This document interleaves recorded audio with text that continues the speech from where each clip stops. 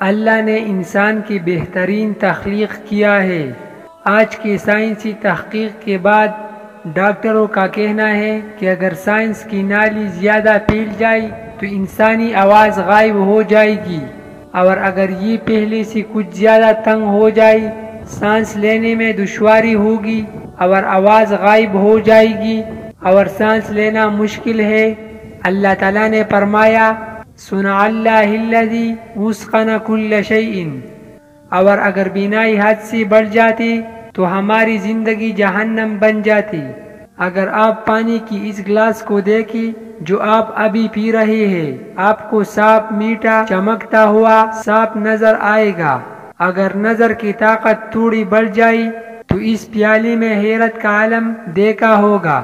آپ جاندار اور بے ضرر جراثیم دیکھے گی، پھر آپ وہ پانی نہیں پیوں گی۔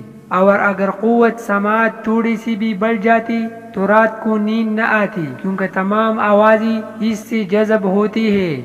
در حقیقت آپ کے معدے میں نظام ہاضمہ کی آوازیں تقریباً ایک بڑی تجربہ گاہ کی طرح ہے، اور اگر لیمس کا احساس بڑھ جائے تو آپ کو جامد بجلی محسوس ہوگی جو آپ کی زندگی کو ناقابل برداشت جہنم میں بدل سکتی ہے۔ لیکن خدا تعالی نے ہمارے لیے سماعت کھول دی، بصارت اور دل بنائی اور حواس نازک بنائی۔